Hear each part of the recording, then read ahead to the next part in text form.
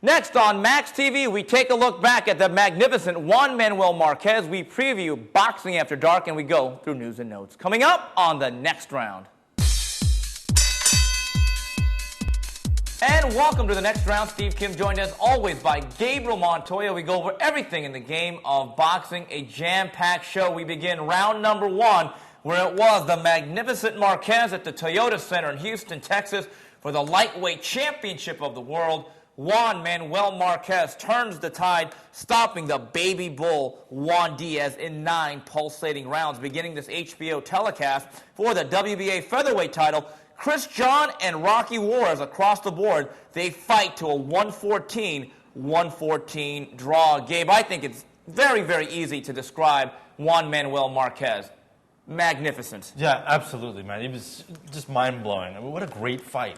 It went 9 rounds. It was back and forth. I thought Marquez was going to get blown out earlier. I mean, coming into the fight, we had talked about that youth would get served, that Diaz's volume punching and his defense and his heavy jab would just be too much for an aging Marquez. For 2 rounds, it looked that way. He was getting caught with a left hook. He was laying on the ropes too much. His legs look old. But then, like the master he is, he started to make adjustments. He found that uppercut and started digging to the body and took over. And the fight really after the 6th just turned. If Juan Diaz is the baby bull, well, Marquez is the masterful matador. And I really believe in the first 4 rounds, like you said, I still think Marquez's legs have lost a little something, maybe even the reflexes and the vitality of his body. But in the first 4 rounds, I thought he took more leather, more fire than against anybody, including Manny Pacquiao, who's knocked him down 4 times in 24 rounds. But an old saying from John Wooden comes to mind.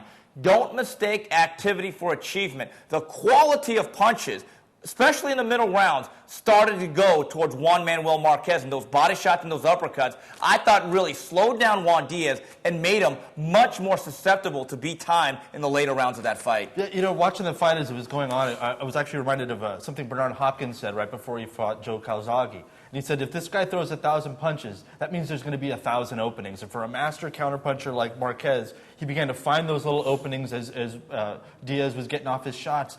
And then that adjustment to the uppercut, I'm a big Nacho Beristain fan, particularly because his fighters throw a more beautiful uppercut than anybody else in the game.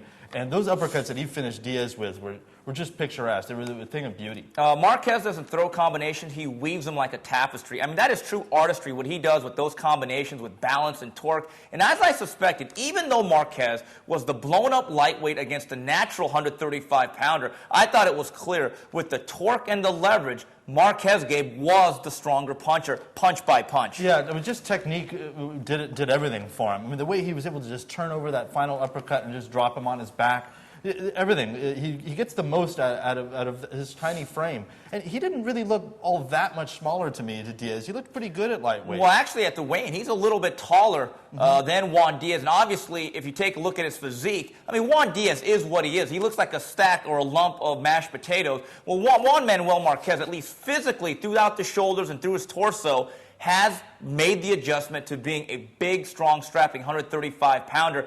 But Gabe, it takes 2 to tango. Let's give the baby bull Juan Diaz a lot of credit. Yeah. I think on that particular night, February 28, 2009, the effort that he gave and with the passion that he fought, he could have beaten any 135-pounder in the world, not named Marquez. I totally agree. I mean, what a performance he put on. He showed a ton of heart. He got a little bit rattled, I think, once he got cut. It took him out of his game. And I think the body punching from Marquez had a lot to do with it. But he would have beaten anybody else on this night. He just happened to run into a master boxer, a great Hall of Fame fighter, and that was really the difference in the fight. I still think Juan Diaz has a big future in front of him. He's still only 25, and these are the type of fights that are absolutely learning experience. The caveat being, now that he knows he can be hurt and knocked out, the first time it happens, the next time back, it's always a question. Some fighters can come back from it, like Ray Boom Boom Mancini against Alex Lagreo, and there's other guys, it does affect them forever. But Juan Diaz is the type of guy, no matter who he fights and when he fights, Gabe,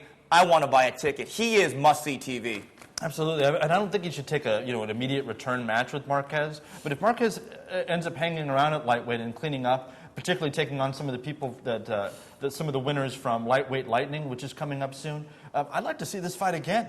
Gabe, let's take a look at the historical impact now of Juan Manuel Marquez, because I believe there's no doubt in my mind he is a historically significant prize fighter. Yes. There's no doubt now, if you take a look at the three Mexican Musketeers, Barrera, Morales, Marquez, Marquez is now the gold standard, and at age 35, in his first two fights at lightweight, to be the only man to knock out both Casamayor and Diaz in successive fights, I think he makes a strong argument that, you know what, if he fought Manny Pacquiao to a standstill, maybe this guy's the pound-for-pound best fighter in the world. That was the first thing I thought of as the fight ended. I mean, I personally had the second fight for Marquez with Pacquiao.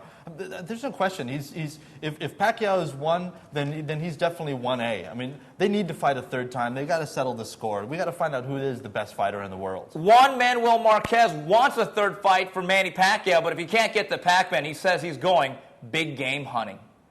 So he said he wants Floyd Mayweather Jr., and he says, who wouldn't want to see that fight? It's a great fight. I'll fight him at 140, maybe a little bit above that. And, I want to fight the best, the very best.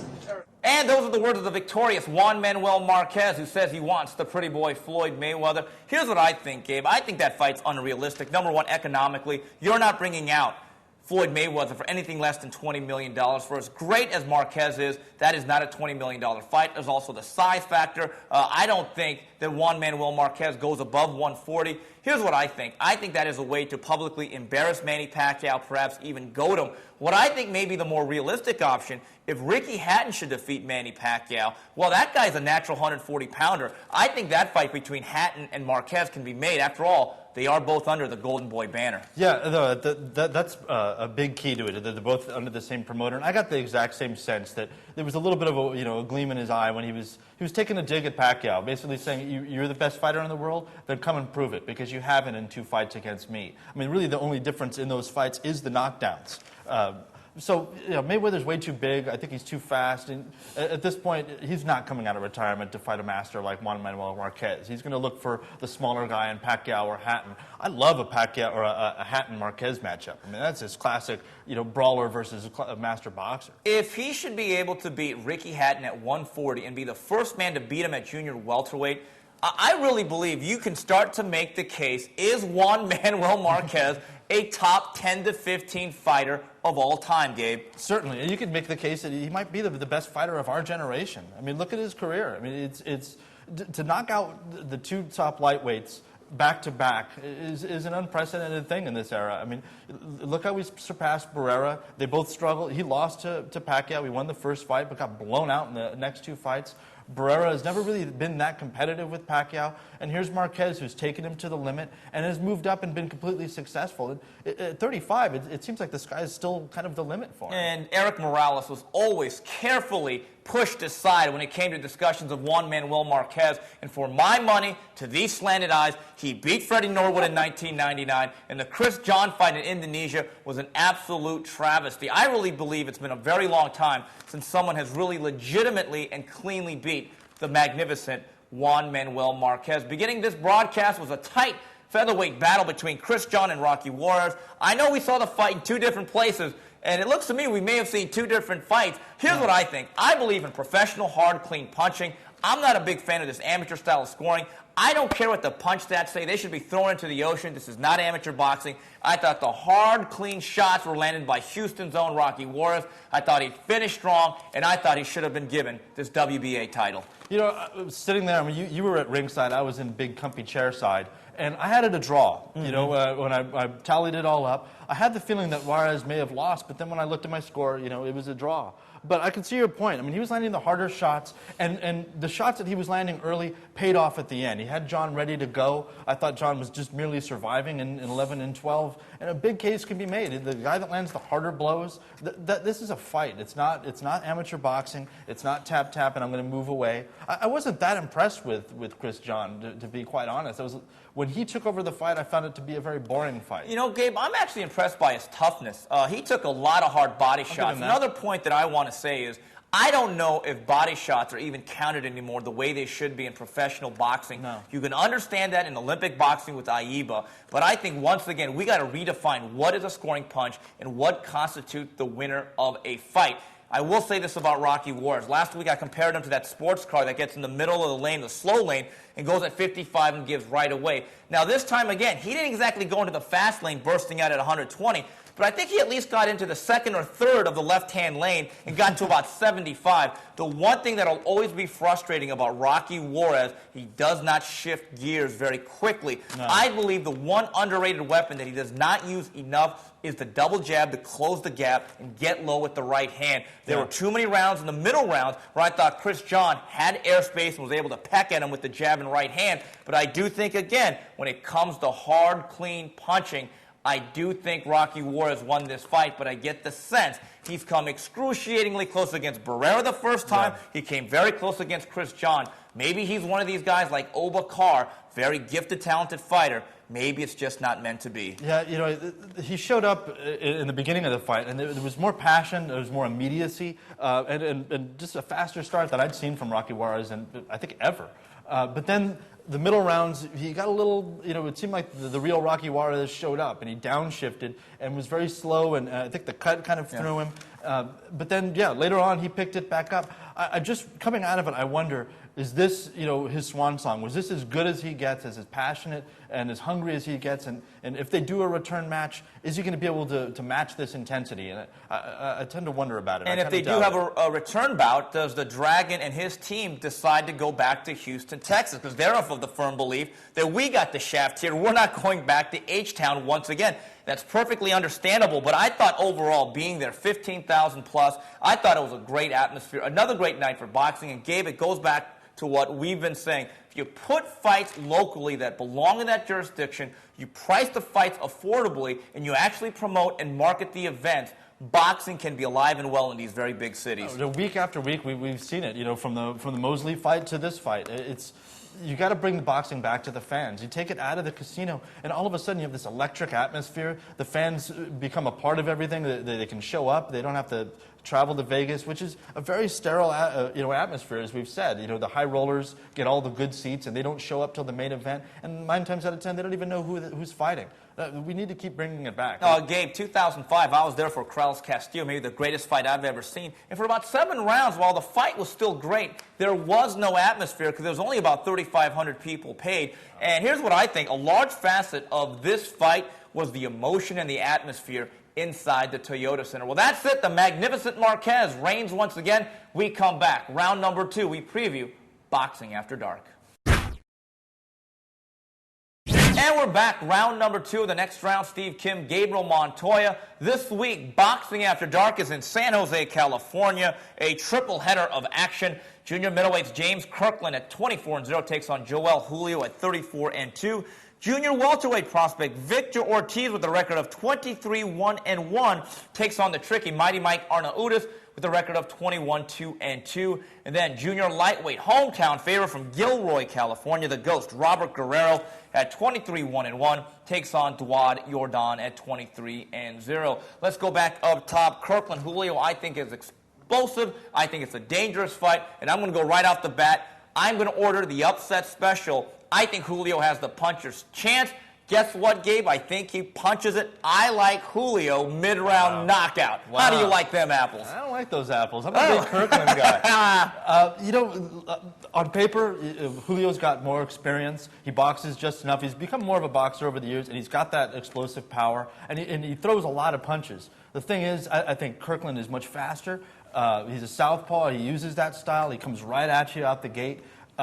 And he throws straighter punches. To me, Julio still kind of wings a little bit. He's got a jab that he does double and triple, but I'm going to go with Kirkland, man. As much as logic tells me not to, I'm going to go Kirkland. Those are all good points, but I'm going to cap them. I'll tell you what's going to happen here. Joel Julio's experience with southpaws, like Sergey Dizernzuk, where he actually fought very respectably the first half, 2/3 of the fight. Sure. Also, getting in there with the very tricky Carlos Quintana. I think James Kirkland is a brawler, certainly not a left-handed cutie, and I've seen him dinged a little bit on the chin. Ricardo Cortez, even though he got knocked out early, he buzzed him a little bit. Alan Conyers sent him off his feet. Yeah. I think the thing is, Joel Julio is a guy that I call a poor man's John the Beast Mugabe, but I also think he's battle-tested. I think overall his level of competition is going to be a factor here. Sure. I think both guys are going to hurt each other.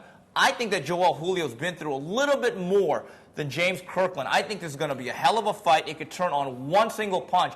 But I get the hunch Julio is in line for a big victory.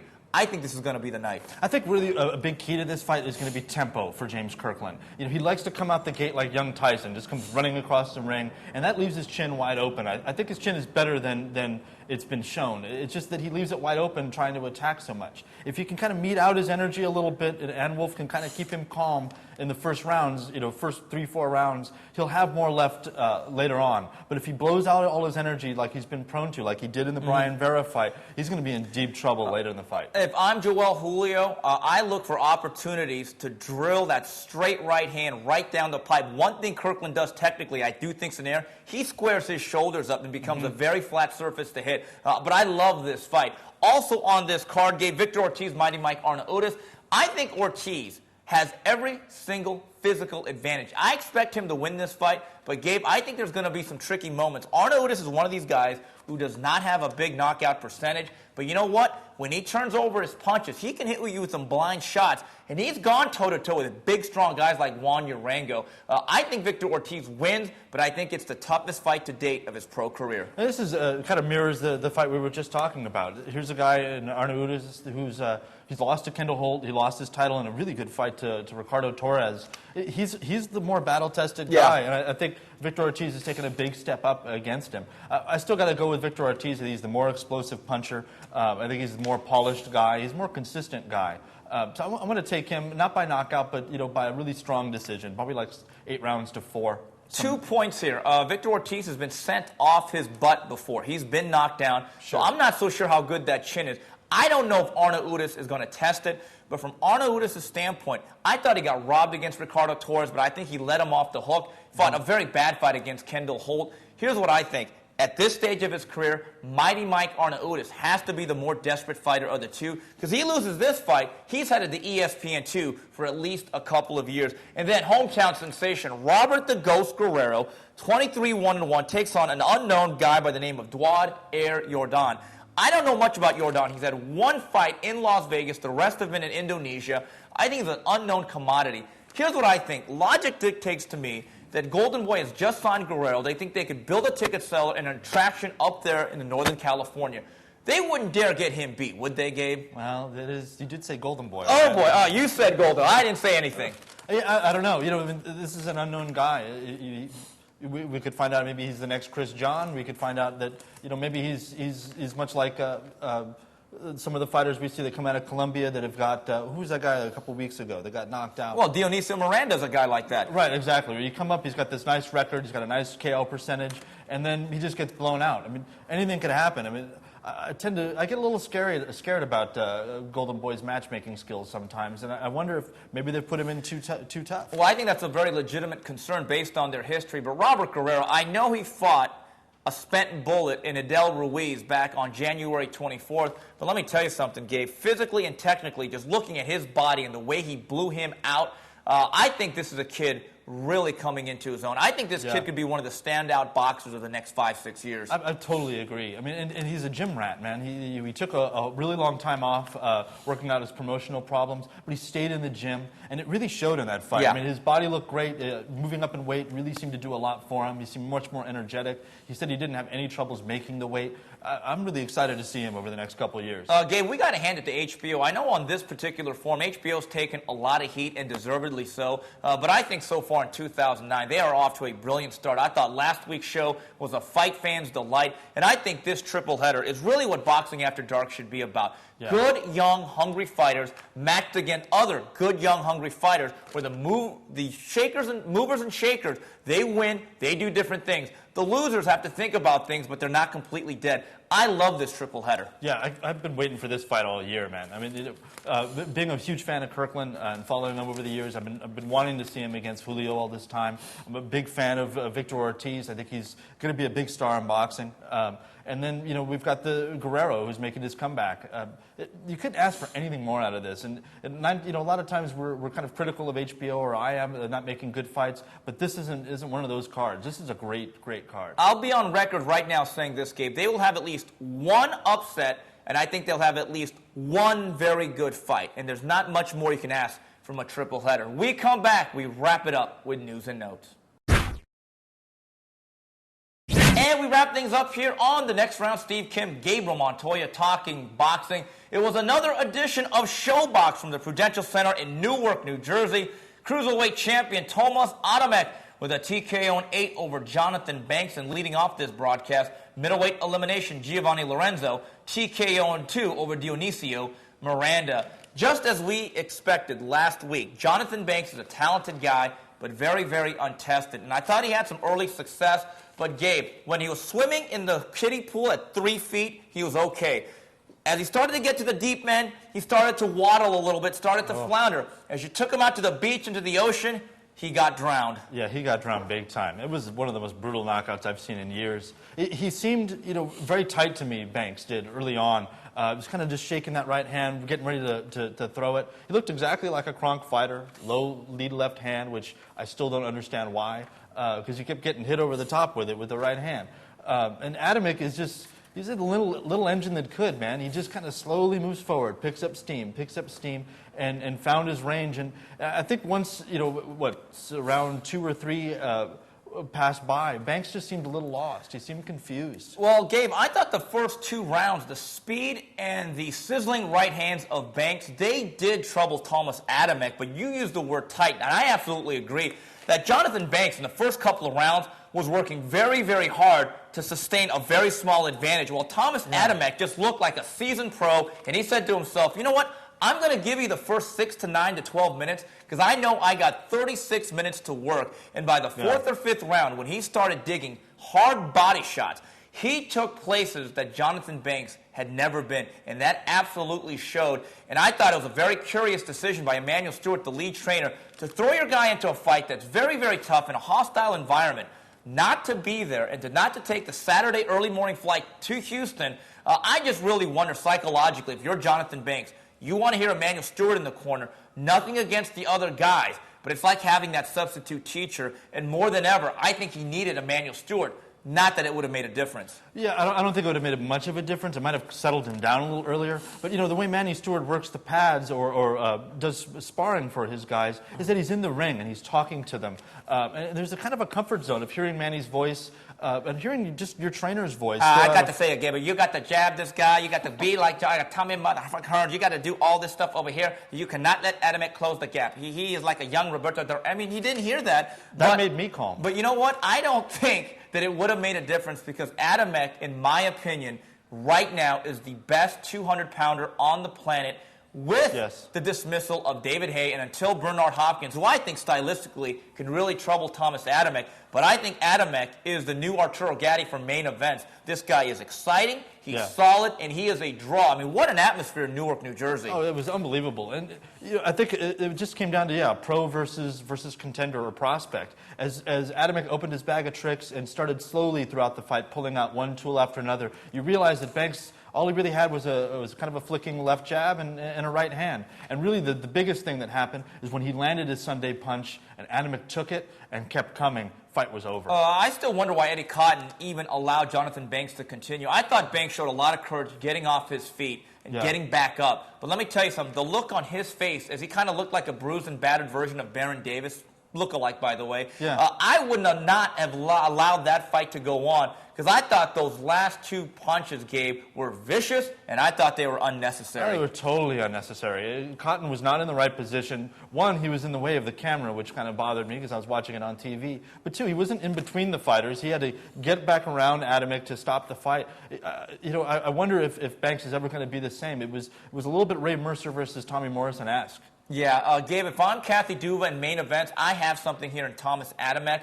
I'm not in a rush to make a Steve Cunningham rematch just yet. I'm not so sure I even make a Bernard Hopkins fight unless the money is so lucrative. You look at that atmosphere, you look at that crowd, they drew about 1,200 more people this time around. They did in December, and I think this thing is only going to be a snowball that continues to build. So main events has a thoroughbred now that they can ride for quite a while. Yeah, I don't think you need to rush to a Bernard Hopkins fight as much as I'd actually like to see it. To see if Bernard Hopkins could once again make history. I think it's a good matchup. Adamek is going to be the busier guy, but he's also he's underrated in his intelligence and the way he kind of gauges his opponent throughout the fight. I think he'd give Bernard Hopkins all he could handle. I think Bernard's footwork and the fact that he still has his legs, I think it's a very tough match from Adamek. Listen, you can outbox Adamek in spots like Banks did, but it's going to take a special talent like a Chad Dawson with a certain type of skill and fortitude to do it over 12 rounds.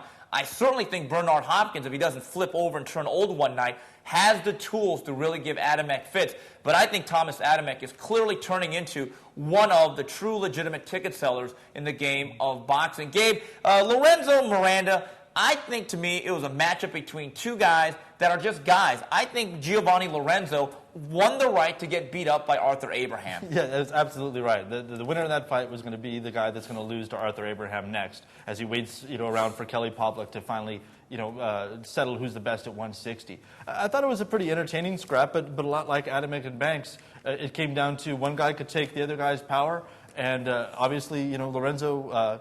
Was the guy that could take the shot, and he just dropped Miranda with a beautiful right hand, and it was a good night, Irene. And I just wonder, though, if you're a legitimate contender, shouldn't you be able to beat a much older version of Raul Marquez? That's just a question that I have. That is an albatross as far as I'm concerned, Gabe. Yeah, coming into it, you look at it and say, this guy got thoroughly beat by Raul Marquez, and that's just going to be the question mark. Those are the guys that you're supposed to step up against, and you get an aging champion scalp on your belt, and you move on to bigger and better things. And Lorenzo just kind of came all apart in that fight, and so I tend to think that he's going to be, maybe like an Obakar. He's going to step up to the next level, and he's going to lose. Yeah, except to quote that famous vice presidential debate, I know Obakar, Giovanni Lorenzo is no Obakar. Moving on to the fight review. Friday night fights, Glenn Johnson with a clear-cut 10-round decision over Daniel Judah. Then Saturday in Mexico for the WBA minimum weight title, Ramon Chocolatito Gonzalez moves to 23-0 with the majority decision, 12-rounder over Francisco Rojas. Gabe, Old Man River keeps flowing. The USSS Johnson is a battleship. I'm telling you, I have the ultimate respect. I think he's the game's truest, most consummate professional. Yeah, if you just watch him, it's just pure gym rat, man. This is a guy that doesn't get out of shape. He's got a really straightforward style, but he just keeps chugging along, just keeps moving forward, and he's just always right there. And he's very intelligent. I mean, he got that knockdown in the first round over Judah, throwing that straight right. Unfortunately, he didn't have about 30 seconds left in the round. He only had 10. I thought he would have finished it right there. Glenn Johnson is a steady, grinding, pressure fighter. This is exactly why nobody wants to fight him. You may beat him 8 rounds to 4. Let me tell you something. Those 36 minutes are going to be absolute hell. Moving on to the fight preview. Friday night fights, Delvin Rodriguez takes on Shimon Alvarez. On this undercard, 2008 Olympian Demetrius Boo Andrade. And then on TV Azteca on Saturday features the return of Mile High Mike Alvarado. Here's what I think. Delvin Rodriguez, I think psychologically overcame a barrier with that draw against Isaac Lochayo because of the tragic nature of the Oscar Diaz fight. We have seen fighters in the past, when someone is critically injured in the ring, the guy that sometimes doesn't suffer the injury is more affected psychologically than anybody. I think going 12 tough rounds going into this fight, I think really is going to suit him well. Yeah, I think so. And Rodriguez is an exciting fighter. He's all action.